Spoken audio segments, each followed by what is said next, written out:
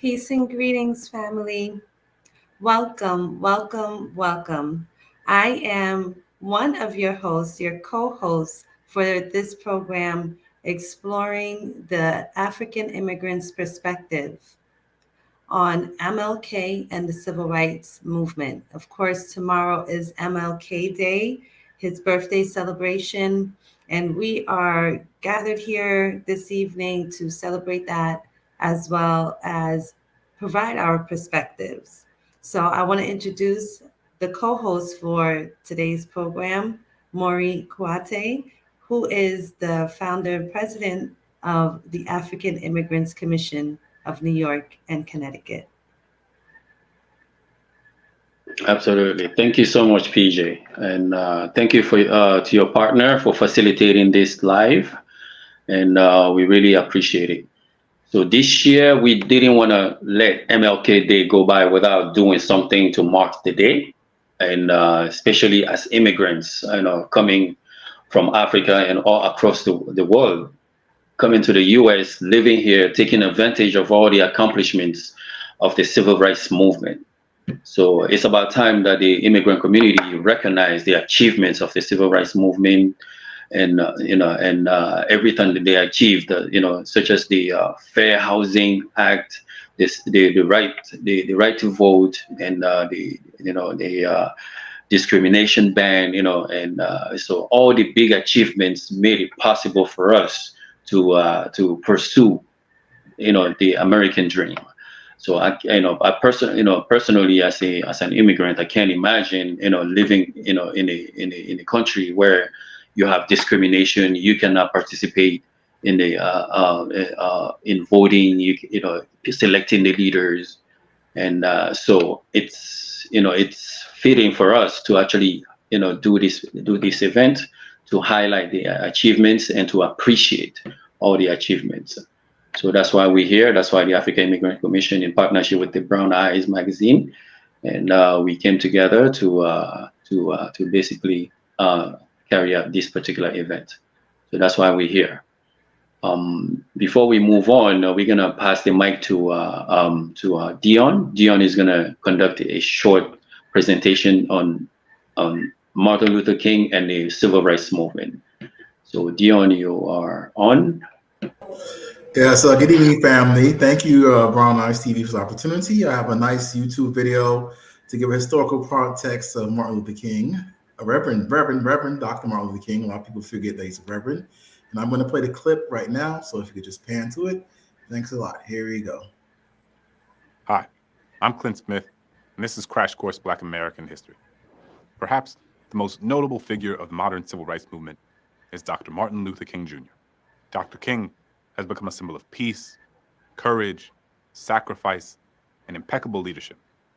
But it's important to remember that he didn't do this alone. Together with the Southern Christian Leadership Conference, Dr. King played a pivotal role in changing the tide of civil rights legislation in the United States from 1956 to 1968. Another important thing is that we're often taught about Dr. King in a two-dimensional sort of way that often flattens and oversimplifies or just ignores the totality of his political beliefs. But we're not going to do that today. So let's start the show.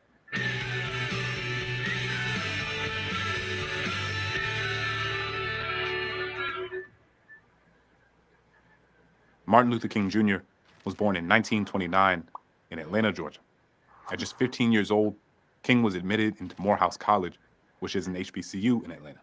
There, he pledged Alpha Phi Alpha Fraternity Incorporated, the oldest Black fraternity in the United States, and one that I joined when I was in college too. At Morehouse, he studied law and medicine. At first, he had no intention of following in the footsteps of his father, who was a minister. That is, until he met Dr. Benjamin Elijah Mays. Mays was then the president of Morehouse College, and he was also a minister. He'd established a reputation of advocating for racial equality, and his work had an enormous influence on the young Martin. So after graduating from Morehouse, King received a Bachelor's of Divinity in Theology from Crozer Theological Seminary in Upland, Pennsylvania, and then a PhD in Systematic Theology from Boston University in 1955. While in Boston, he met the woman who would become his wife, Miss Coretta Scott, and they married and soon settled down in Montgomery, Alabama, where King began as pastor at Dexter Avenue Baptist Church. Not even a year into settling into their new home, the city began to bubble with tension because of the monumental Brown v. Board decision that declared key tenets of Plessy v. Ferguson unconstitutional. The desegregation of schools sparked unrest among Black citizens in Montgomery who wanted to see Jim Crow segregation undone in all areas of life. And this is how Martin met Rosa Parks. The Black citizens of Montgomery had long awaited an opportunity to launch an attack on the horrid abuse that took place within the segregationist system of public transportation. The 1955 arrest of Rosa Parks was the last straw. While community members and leaders were ready to take action, they sought out a leader who had an impeccable reputation. And as someone new in town, King also had the benefit of having a clean slate to work with. So Dr. King got his first taste of leadership when he was asked to head the Montgomery Improvement Association and lead the Montgomery bus boycott. Soon after the successful boycott, King was invited to Atlanta, Georgia, to create an effort similar to the Montgomery bus boycott that could be executed across the South. Over January 10th and 11th of 1957, 60 Black ministers and civil rights leaders convened in Atlanta at the renowned Ebenezer Baptist Church to replicate the successful Montgomery strategy. This group would soon become known as the Southern Christian Leadership Conference, or SCLC. As an organization inextricably linked to the Black church, it is no surprise that the SCLC regarded churches as pivotal organizing spaces for civil rights activism. The ministers of the SCLC soon chose Reverend Martin Luther King Jr. to be their first president, and in its later years, the SCLC would address other pressing issues like war and poverty. Reverend Ralph Abernathy Sr. co-founded the SCLC and served as the organization's treasurer. Another individual key to the success of Dr. King was Bayard Rustin. While he did not hold a specific leadership position, he served as King's advisor and right-hand man since the Montgomery bus boycott. During the Montgomery demonstrations, Rustin helped King develop the movement's nonviolent rhetoric that became the foundation of the SCLC's work. From the beginning, the SCLC identified nonviolence as their cornerstone strategy. They also soon decided to make the SCLC movement open to all individuals, regardless of race, religion, or background. King and the SCLC grew determined to bring national attention to the plight of Black Americans in Birmingham, a city that was regarded as one of the most segregated places in all of the United States. The objective of this campaign was to end discriminatory practices in hiring, desegregate stores, and accelerate the desegregation of schools. And in a direct violation of a ruling against protests, King held a Good Friday demonstration on April 12, 1963. That day, he and 50 others were arrested. And later, a friend smuggled a copy of the local newspaper to Dr. King while he was in his cell. He opened the paper to find that 8 white clergymen had published an essay that criticized the march that he had led and other similar demonstrations against racial inequality. In the piece, entitled "A Call for Unity," the clergymen urged Black locals to refrain from letting outsiders sway them toward unwise and untimely behaviors that might incite violence, and told them to stick to petitioning the local courts for their rights. Deeply frustrated by what he had just read, King, in that moment, began to write a response, doing so in the margins of the very newspaper he had read the column in. And King didn't hold back, and this document became one of the most central documents of the entire civil rights movement. In his letter from a Birmingham jail, King rejected the idea that what was happening in Birmingham wasn't his business. Quote, "I cannot sit idly by in Atlanta and not be concerned about what happens in Birmingham. Injustice anywhere is a threat to justice everywhere. Whatever affects one directly affects all indirectly." He pushed back against the idea that if Black people were just patient, equality would soon come. Quote, "We know through painful experience that freedom is never voluntarily given by the oppressor. It must be demanded by the oppressed. For years now, I've heard the word wait. It rings in the ear of every Negro with piercing familiarity. This wait has almost always meant never." And then he made his famous assertion that the white moderate was in immense danger to the success of the civil rights movement. Quote, "I must confess that over the past few years, I've been gravely disappointed with the white moderate. I have almost reached the regrettable conclusion that the Negro's greatest stumbling block in his stride toward freedom is not the white citizens' counselor or the Ku Klux Klaner, but the white moderate, who is more devoted to order than to justice, who prefers a negative peace, which is the absence of tension, to a positive peace."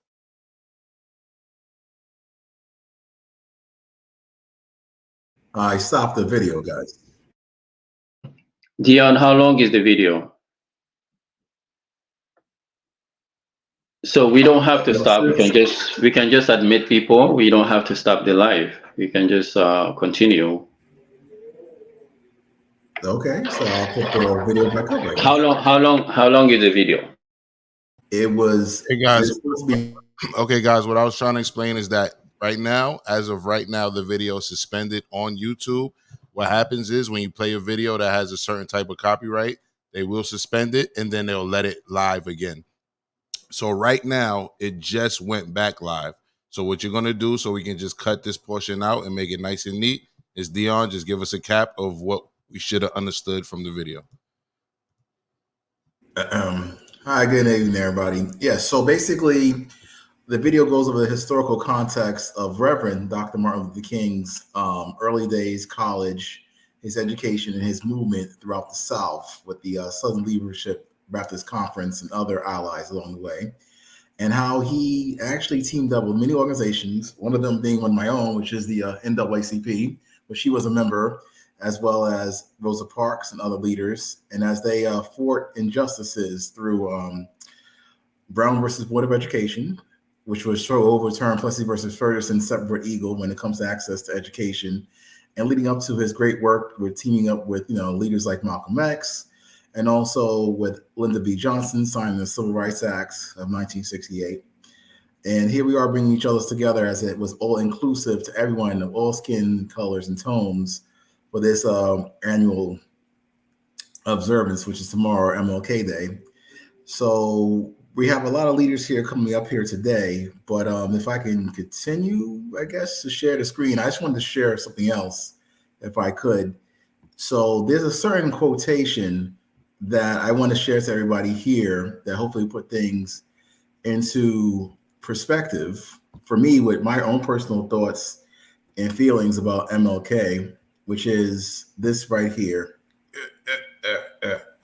I'm sorry, guys, excuse me. Right. So one of the things that I always observed about Martin Luther King is that he was talking about legislation and morality. So one of the things that I felt was you can't legislate morality and get away racism by passing pieces of legislation. So I just want to read this quote for you guys, which is Martin Luther King once said, "Now the other myth that gets around is the idea that legislation cannot really solve the problem, and it has no great role to play in this period of social change, because you've got to change the heart, and you can't change the heart through legislation. You can't legislate morals. The job must be done through education and religion." Well, there's half truth involved here. Certainly, if there is a problem to be solved, then in the final sense, hearts must be changed. Religion and education must play a great role in changing the heart. But we must go on to say that while it may be true that morality cannot be legislated, behavior can be regulated.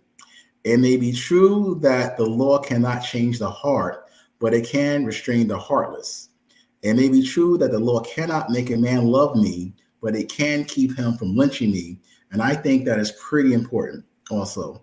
So there's a need for executive orders. There's need for judicial decrees. There's a need for civil rights legislation on a local scale within the states and on a national scale from the federal government. And that's what I wanted to share, because everybody always has a quote about Martin Luther King. But me, if you know me as a district leader here in the Bronx and beyond, I'm all about civic engagement education. So when Martin Luther King, the quotes I used were changed to morality, religion, and change the mindset therein. So I'm gonna turn the microphone back over to my homegirl, PJ, away from Harlem, USA.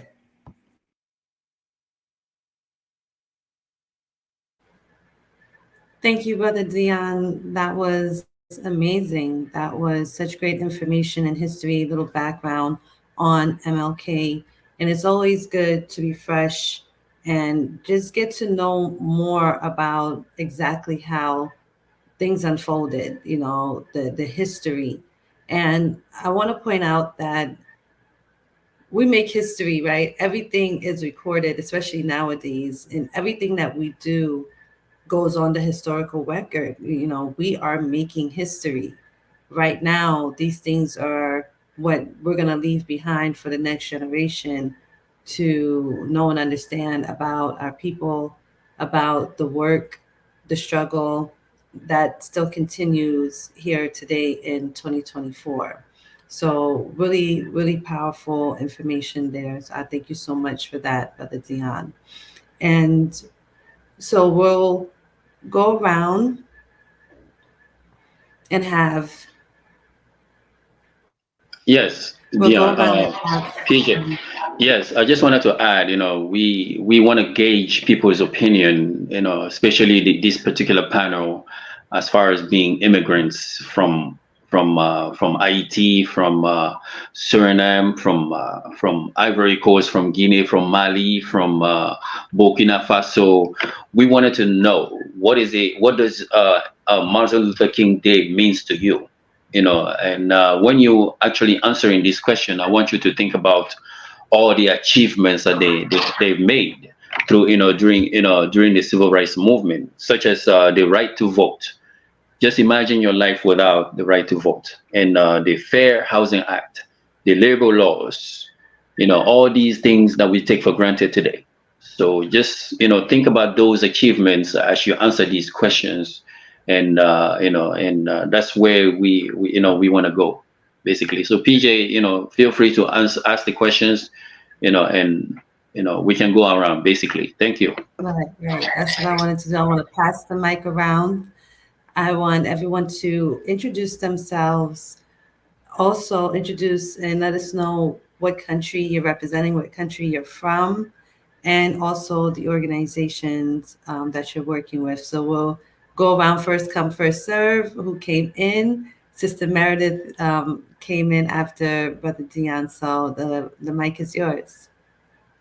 Hi, good evening, everyone. My name is Meredith Simpson. I am from Suriname. As you can see, I'm representing the flag. I am also a part of the organization called the Suriname Family Day Committee.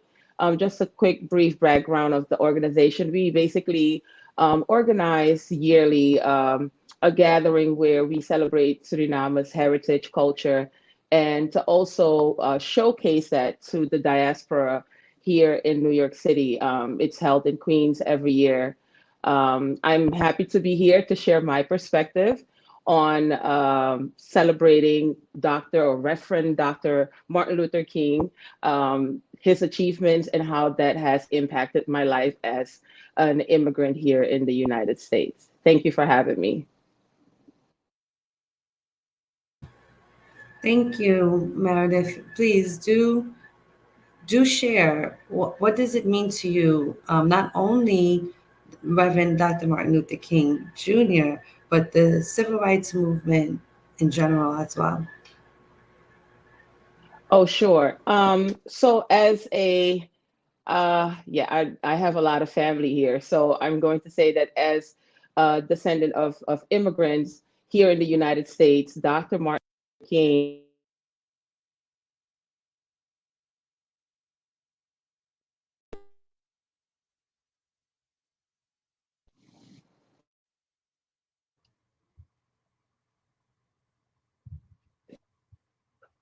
You're You're on mute, Meredith. Meredith, you're can you mute. hear You're me? mute. We hear you now. Go ahead. I'm not able to hear you, PJ. I'm sorry. Can you guys hear me? Yes, we can hear you. We can hear you. Okay, great. Yes. So as I was saying, as a immigrant here in the United States, what Dr. Martin Luther King means to me is he, I am actually grateful for the fight that he has put on for equality, especially for our African American brothers here in the United States. And as an immigrant, being here in the United States. It was hard in the beginning, due to the fact that there is a process to achieve citizenship and to be able to do the things that a regular, or I should say, a Native American would be able to do. So his accomplishments, his fight for equality, for employment, for the right to have opportunity to vote. I am greatly appreciative of what he has done for everyone. So being now a naturalized citizen, I am grateful for that, that I'm able to also voice my opinion, put my vote in to elect officials that directly affect my life here in the United States. Wonderful. Thank you, Meredith. I believe Merveille was next, right? You came I'm in so next. sorry. I'm not hearing anybody. Hello, hi everyone. Can you hear me? Yes, I Yeah. can hear you guys. Okay. So I'm Merveille Aisha Widerago from Burkina Faso, and I'm the Women Empowerment Commissioner of AIC. So I'm very happy to be here tonight. So what I can say is that going through all the achievement of Dr. Martin Luther King Jr., the part that touched me the most is about the justice. So we can be really proud of him that because of all the fight and all the things that he has done with all those other people, because when we like go back to the story and everything, we can see that he was not alone. There was other people by inside. I don't remember all the names, but we can all see that because of what they did, there is justice for everyone. It doesn't matter if you are white or black. uh, we all now have the same right, and this is really something that we should be grateful for, because it's also allow everyone to feel home, even if we are not home. Because sometimes when you like you are somewhere and you are concerned about, in case of a situation, they may take a side because you may not have the proper color and all that. So it's really something great that they have done so far, and now we are all able to receive the same treatment and everything. So this is what I can add to appreciate the great work that has been done so far. Absolutely. Great points. And now we're going to hear from Honorable Harrell. Good evening, everyone. My name is Honorable Zainabou Sase Harrell. I am the founder of the Sierra Leone Nurses Association. Started out of the United States in New York in 2008. Also a founder of Connecting the Dots in Sierra Leone 2017, and a community organizer and politician. Thank you for tonight. Um, Martin Luther King has so much meaning, not only personally to my life, but to many of us who are immigrants. I hail from the Republic of Sierra Leone. And I just want to say a quote from Martin Luther King. One quote that I really love of him is, I was a drum major for justice, peace, and righteousness. And so Martin Luther King, his importance to all of our lives, he was probably one of the greatest advocates and civil rights activists that we could ever know in this lifetime. He fought for justice, peace. He fought for segregation, to desegregation, labor, various civil rights, and many, many things that impact us today.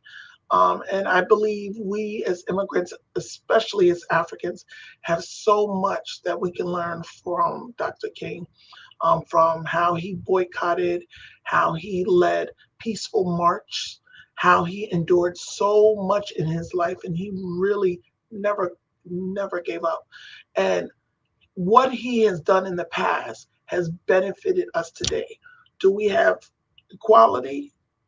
Some may feel we don't. May we have justice? Some may feel we don't. But what he has done for us as a people has led us to where we are today, to have more voices for our people, voices for the voiceless, dare to dream, dare to do things that we normally wouldn't do. And I hope that this generation that we have now in this world, if you're in Africa, if you're in the United States, is that we stand up to do and mimic the life that this man led, not only as a reverend, not only as a father, not only as a community leader, but um, as a beacon of hope for all of us. And I hope that, this is not a time that we forget about our forefathers like Dr. King. And I hope that we continue to fight for the justice that our people deserve. Absolutely. So very well said. Thank you. Definitely. Next. Just wanted to, Mhm. before we go to the next person, I just wanted to say, Melve, made amazing comments, and I love that quote about the drum major. And, and as immigrants, we have to understand, that we stand on the shoulders of giants, on the shoulders of people that bled for our rights that we have right now. As far as fair housing, just imagine you don't have the Fair Housing Act, where you come and you want to rent an apartment, but they discriminate against you because of your skin color, or because of where you come from, or because of your gender. Imagine as a new immigrant, you come in, you're looking for work to take care of yourself, to take care of your family, and you're not able to get work because of your skin color, or because of where you're from. Just think about these things as you express yourselves. So we can move on to the next person, PJ. I just wanted to add that before we move on. Go ahead.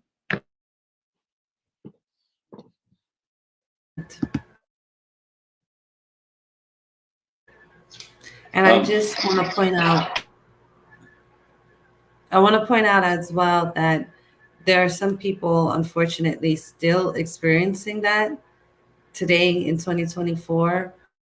We want to recognize that because the struggle continues, the work that needs to be done continues. We must continue to be giants and continue to build until that dream is realized. Because, like Dr. King said, a threat to justice anywhere is a threat to justice everywhere. So we have to be very clear that although there has been much progress, there is still more to go, because you have these pockets across this country and other countries, even places you wouldn't really imagine that it might happen, right? You have in Israel, African people in Israel are being discriminated against, not able to leave the country as this time things are happening. They want to even fight and join certain movements and things like that, and they're not able to. And it's like, wow, all the way in these parts of the world. So we are a collective that needs to be unified to address this issue across the world. And so, with that, I'm going to pass the mic to Kari Balde. I hope I'm saying it right. Yes. Oh God. Hey everyone. I hope everybody is doing fantastic. Thank you for giving me the opportunity. Thank you, Mr. Mori. It has always been he's been here since I got to this country. So maybe most of you don't know me, but my name is Kadiatu Balde. I'm a real estate agent. So when you talk about discriminations, and fair housing is something that I'm part of it, and I am thankful for doctor to give us the power to knock some doors that we are not able to knock then, and he has opened a lot of opportunities for me. So I've been here 8 years. So I have been in other countries whereby there's a little bit of Black people. So the person that just spoke, I didn't get your name, but trust me, I could relate to that, because when you have fights, they will tell you, listen, you're here to study, so do your study and get to your country, right? So I have experienced those things, and so when I came to America, I felt like it is so different because of what doctor and so many other people did for us. So you wouldn't even know, if you have not been to other countries, that like this civil rights discrimination, it's really happening, even though right now it's not like that because of the fight they did for us. So I am very, very thankful that I can come to America and be able to open doors that I was not thinking that I will be able to open because of the fights they did on our behalf. So I am thankful to everyone that really contributed to our, today you can make it. Like in America, it's not gonna be easy, but I feel like uh being in this country, to me, I came here, I didn't have nothing. Like I came, I was sleeping in people's living room and rented a room. I rented a basement, and today I have 3 houses in 8 years. So I know that's because of the right and the fight that was fought for us to really get to that point. Even though it's not easy, but we keep fighting because we have the hope that, we are not going to stop, and we are going to fight this battle. So I don't know if No, well said, Kadi. Your perspective is highly important, given that you were in the housing sector. right, And there is one thing to just live in a country where there is no laws in the book that say you cannot do this, right, you cannot discriminate against people. There right, is another thing to just be here and there is no laws in the book where that can be enforced to say, okay, I'm here and people are discriminating against me, but you cannot do anything. You're basically powerless. right, So the achievement of the civil rights movement, put laws in the book that prohibits, discrimination in housing, discrimination in labor, discrimination in voting. right, So these things, enable us to be full citizens in the U.S. right, So we still have a long way. Individually, people still discriminate against people, but that doesn't mean that we don't have laws in the book. You can always sue people to say, okay, you discriminated against me, I'm going to sue you, I'm going to take you to court. If you can prove it, you get compensated for for that person violating your rights. So having laws in the book actually protect us a lot. If you know the system, if you're being discriminated against, you can use the system to sue that person and be compensated. So if you want to, if Kadi wants to elaborate a little bit more in housing sector, the challenges that you faced, and until now, challenges that your clients face as far as securing loans, to buy a house. So is it easier, or how is it? Well, how has your experience been? Thank you, Maury. So what you just talked about is something that we actually read in school before you can become a license. Like they talk about blockbusting, they talk about redlining. So human rights is actually in real estate. It's something that it's not going to be done, right? Even though it's happening, but it's happening closed door. It can be open. So we actually face that. So as I can say, I can tell you that because I serve most of the our type of people, Black neighborhood.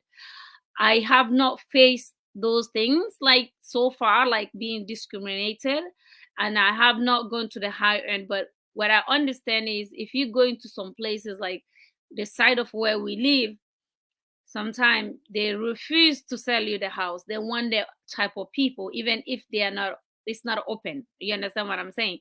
But all I can say is, let's say you when when it comes to renting and you have a voucher and they discriminate you, you can sue someone for that and they will pay for that. And if somebody refuses for you to live in their neighborhood, so basically the real estate today, because of what doctor did, give us the right to live where we want to live, give us the right to buy where we want to. Like, you can do anything when it comes to real estate, even though we do get discriminated. But if you know the law, it's, you can fight for it. You can fight for it. So I have not really experienced those things. Sometimes we go through the the rental part, whereby if you have a voucher, it's not easy. But trust me, it's a law say that it don't matter how somebody earned the money. If they're earning money, they're supposed to be rented a place. So that's a good thing, even though people doing it closed door. But we have the right for fight for it. If somebody deny you for renting you a place because you have a voucher, or deny you because you're black and they don't want you to live in a certain area, neighborhood, because I had worked with some doctors here in Long Island that they just want to live in certain areas. So you understand that they really don't want your type of people there. But guess what? We keep fighting that. We keep fighting that because we knows the law, right? Like, if you tell us something and we feel like it's not right that way, we want to make sure that we check. And you can even use threatening words for people that really want to discriminate you. But so far I can say I have not really experienced those things a lot because of what has happened for us. That's good. PJ, do you want to have questions for the panel?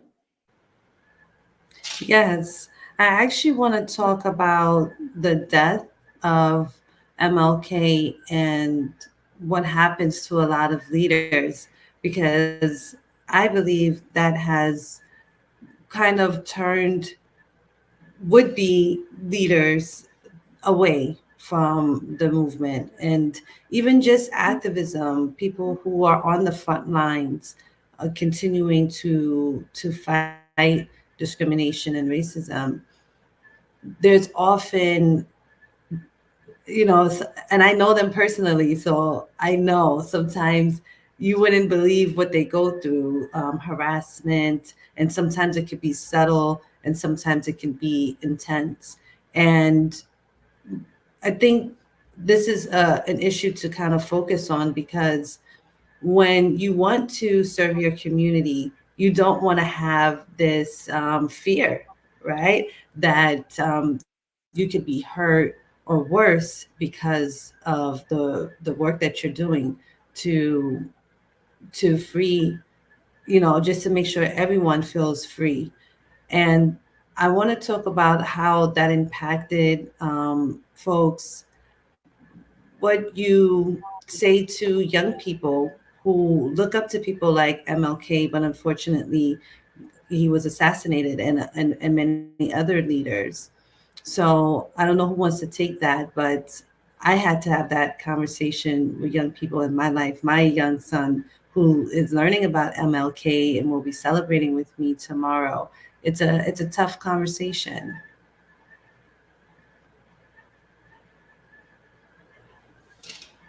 Melody, you wanna take that question? I was just about to tap my mic. Yes. So I believe that if you don't stand for something, you will fall for anything, right? And the important thing that Dr. Martin Luther King has expressed is the idea of education. And as a middle school teacher, it is where I use my platform to constantly educate my students on the matters that are important to them, because they are also immigrant students that I service, and who are daily afraid of what's to come. They don't know if they'll be deported back home the next day. They don't know if their families are going to be here. They don't know if they're going to be separated. And so it is important that as their teacher, as somebody who can relate to their struggle, it is important for me to educate them on believing and trusting in those that have come forward and have put things in place where we can, fall back on and say, hey, I have rights too as an immigrant.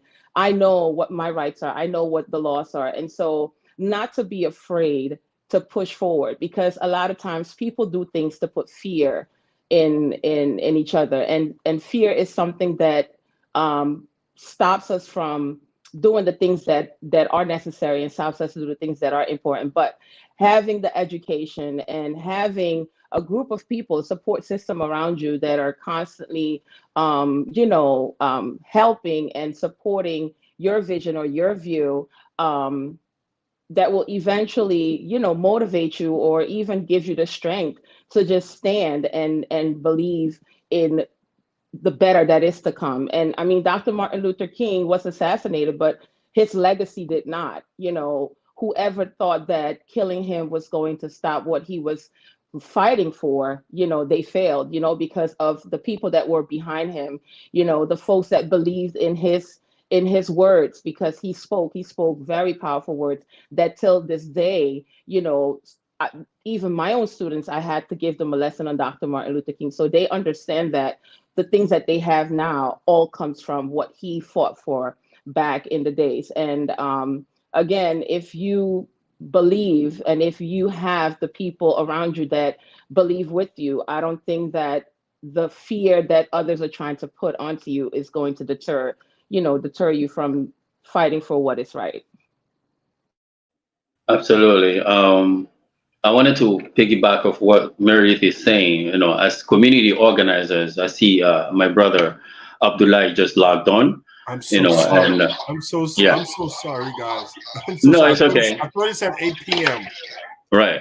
So as as community leaders, we are well aware that if we organize protests, we do all these events, but it's always in the back of our mind that maybe if somebody wants to do something, they can always do that. But at the same time, we know that we have the right to protest, and we have the right, the right to speak. So we have these rights in the Constitution that grants us these things that we do. But at the same time, it's in the back of your mind. If you're organizing protests against certain groups, you sort of putting your life in danger somehow, because so there's always a lunatic that can take actions against you, even if it doesn't come from from somebody officially. So it's always in the back of my maybe Abdullah can speak on this. He's always organizing protests, and all of that. Maybe he can talk about how he feels when he organizes these protests, versus the rights that are granted to us by the Constitution, that we can organize protests, we can speak up against things that we deem unjust. So Abdullah, if you want to elaborate a little bit more, that would be great. Yes, thank you, Mr. Mori, for organizing this wonderful event as a way for us to remember the life and legacy of one of our civil rights pioneer, Dr. Martin Luther King Jr. And as you said, Dr. Martin Luther King and all community organizers and activists over the years, this work in holding the powers that be accountable, it does come with risks of losing your livelihood and then also your life. And this is why often, many times, especially now, with where the political climate is at, with the war in the Middle East and the genocide that is happening on the Palestinian people, anyone that is in support of the Palestinians, they're always in my prayers. They're always in my prayers because, again, going up against the Israeli government, you are going up against a very powerful institution, and there's some consequences that come with it. And unfortunately, people that are speaking up against the oppressed, be it in Palestine or be it on the continent, unfortunately, they have face some of those consequences.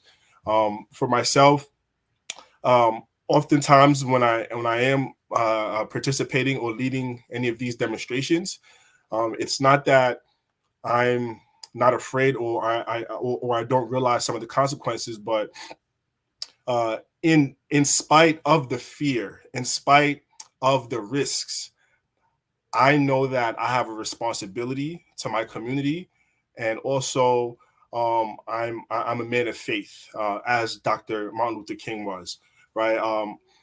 As long as my intentions when I participate in an initiative or a demonstration, as long I always make sure I clear up my intentions. Through my way, okay? I'm in a meeting. Go close the door.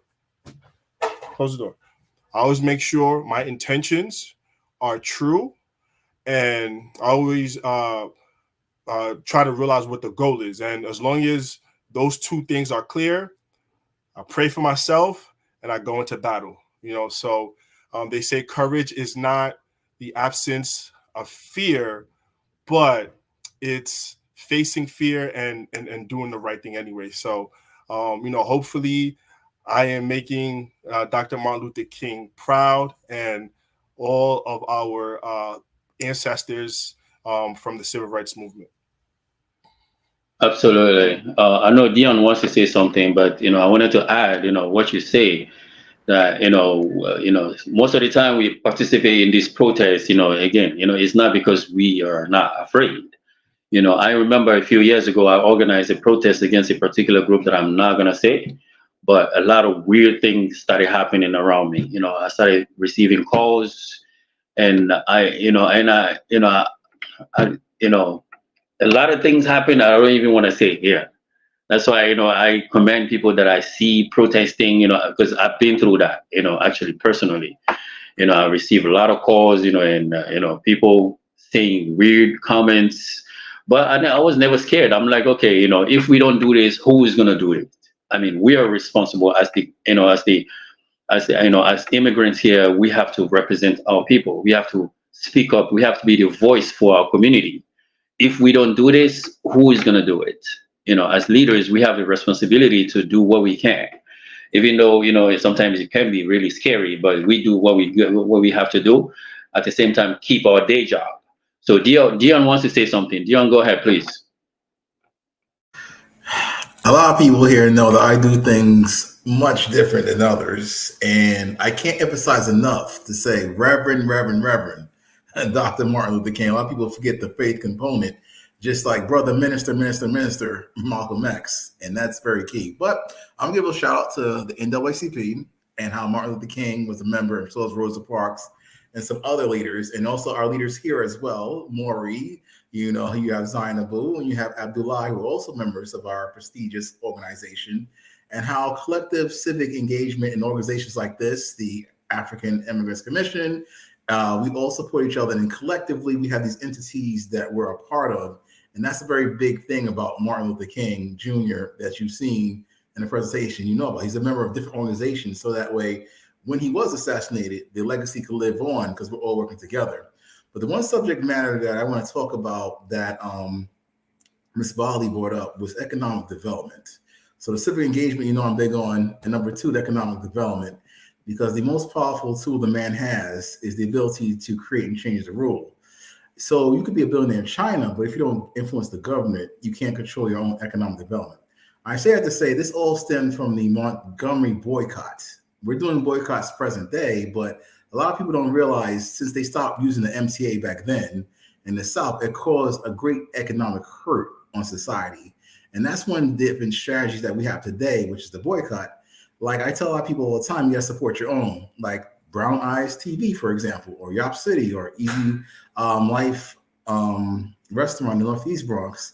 So my thing is, a question for everybody here is that the power of the boycott today, what does it mean economically? For example, Disney has felt the power of the boycott, where they're losing a lot of money in fans because they're putting all this different subject matter in their movies. So my question for everybody would be, when it comes to economic development, supporting each other, how can we boycott one thing and support each other? So like I said, I'll just open up to everybody else and throw the microphone to PJ. Absolutely. We have about 8 minutes. We're gonna make sure that we respect PJ's time. Can We're gonna I? give a chance to other people that have not spoken. I know almost everybody spoke already, but let's keep it rolling. But let's keep our eyes on the time. It's like 7:52. Yes, can I add something about the fact that he has been assassinated and all that? So for me, I don't remember exactly all the words, but I one of his last speech before he been assassinated, he even mentioned that even if he is no longer there, what he started should keep going. So somehow he feel that he may not still be there. He knows that what he has started may like come even to his death. I'm sure that he knows that the battle that he was in will not be something easier for him, and his life may not be safe. What am I pointing that up? It's just for all of us to always remember that it's not even only about him, but in life in general, it's always going to be tough if people are not seeing things in our direction. It will always be oppositions, and like we should trust ourselves as he did. He knows that what he was doing was right, and there was no way for him like to give up or like to change the way. He took a road that he knows that it may not end good with him, with his life, but because he know he was doing the right thing, he just keep going, he just keep pushing until today we can see the result. And it's really great to see that there is even a day to celebrate him. So it just have to give each one of us a courage that when it comes to our ideas or to things that we strongly believe that it's the right thing, we should just keep moving and pushing hard until we see it pass, or until it's come to pass, even if we are no longer there, because he is no longer here, but the results are there, the legacies remain. So this is what I just want, that it's important for us to follow his step. Yeah. Absolutely, Yeah, Melve. Very strong very comments. well. Anybody else has any comments? Zainab? Um, I guess my closing comment would, let's just not forget our purpose. I think we all are here and got to this point in life because we have a purpose. And that purpose wasn't something that was just given to us, it was assigned by God. And so I think we all need to remember our gifts, our strengths, our power, and use it in a really, really progressive way.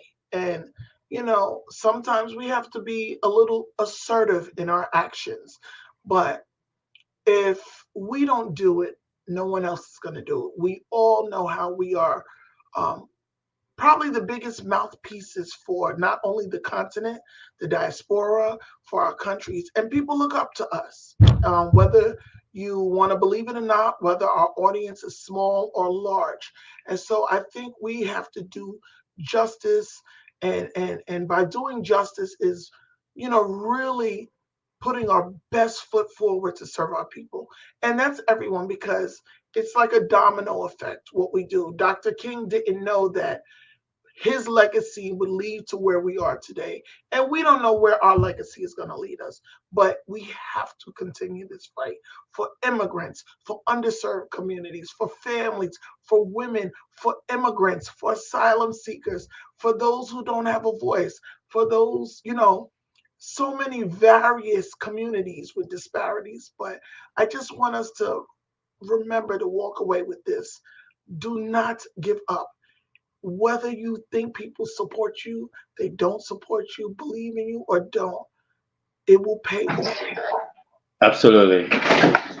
Thank you, Zainab. And the key is not to be afraid. We are not afraid, despite everything that we face when we organize these things. You organize events, you protest against the police. You get all these threats.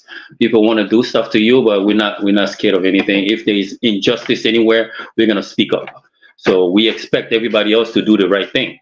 But we're not gonna be silenced, and we're not gonna be afraid of anybody anywhere. So and I know people want to continue, but Kadi, do you have something to say? I know Abdullah has more to say. Kadi can speak, and then Abdullah can say his final words, his final message. To me, those people that just spoke really stood out to me. I feel like we all here for a reason, and we should really fight for that reason. We should not go in vain without really fighting. And when you believe in something, like they say, you should keep going, keep doing it. Only God know where you head into. Just have good intention. And Monsieur Cisse say the same thing. You have to be a man of God and believe that if you have a purpose, because you do have a purpose, it's either you want to keep it going or you don't want to keep it going. And to me, I thank you guys again because I've learned a lot today. And thank you, Maury, for inviting me. Until then, bye. Absolutely. Abdullah, you want to say a few words, and then we're going to end the show because it's exactly 7:59. Sure. Again, everyone, I apologize. I thought the program started at 8 p.m., but just in closing, just thank you to Reverend Dr. Martin Luther King, and for all that he stood for. Let's continue to fight. Let's continue to call out all the BS and all the anti-blackness that we see, all the anti-immigrant that we see, all the anti-immigrant rhetoric that we see, all the anti-Islamic rhetoric that we see, all the anti-working families rhetoric that we see. That's pretty much what Dr. Martin Luther King and all other civil rights pioneers did. They were in a system that wanted to keep the racial gap wide and the economic disparity gap wide. And Dr. King, and along with other civil rights pioneers, they called out all the injustices. And as I said in a forum that PJ and I was at the other day, we can't be complacent, and we have to become more civically engaged as a community and as a people.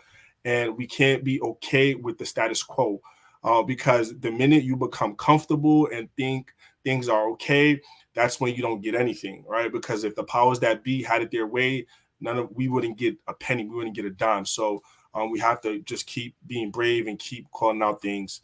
And that's all in closing. Thank you. Absolutely. PJ, do you have anything to say? Sorry. Oh, no, thank you. I want to thank all of the panelists. Thank you, Maury, the African Immigrants Commission of New York and Connecticut. I also sit on the board of that organization, and it's been an amazing experience organizing with powerful brothers and sisters. And I want to thank also the iRant Network, Brother Logic, for hosting and supporting and helping us with the production of this amazing virtual event celebrating MLK Day. Thank you all. Also, those that joined the live and watched and also commented, we do appreciate your participation. Absolutely. Thank you so much, PJ. Thank you, brother Logic. Thank you. He's behind the scene, coordinating all these live, and I want to thank him. Thank you, Sister Zainab, Meredith. Meredith and I, we are actually in the same class at your college. That's why, you remember in the political science class, she was in my class during the school years. Thank you, Kadi. Thank you, Merveille. You made amazing points. Our brother Dion, Dion is an honorary African already, real African. He's been traveling, going to Senegal, going to Ghana. I'm sure you have changed. You need to tell us, your experience, traveling everywhere in Africa, how you feel, how they treat you. You need to let us know one of these days. Martin Luther King is all over Africa. Can you believe that? Absolutely. Thank you, Abdullah. Thank you. I watch what you're doing. I was wishing that you were running for office so that we can go hard for you. I was disappointed when you say you were not ready, but we're gonna wait until you're ready, because I know you're doing a good job. You're risking your life, actually protesting against these guys and putting your community first. I appreciate your work, and we all serve our community in a different way. Just like Kadi in real estate, she's empowering the community to buy buy a house. Economic empowerment. That's what she does. That's why we gave her the award last time from the city council. I don't forget anything. I know the impact that you're having on the community. Teaching people how to buy a house, how to get a loan. Empowering their family is a good thing in the community. So thank you, everybody. On that note, we're gonna end. It's 8:03. Thank you, PJ. And we're gonna continue collaborating like this, doing lives. I think it's much easier being physical. Thank you, everybody. Have a good night. Absolutely. Thank you. Bye.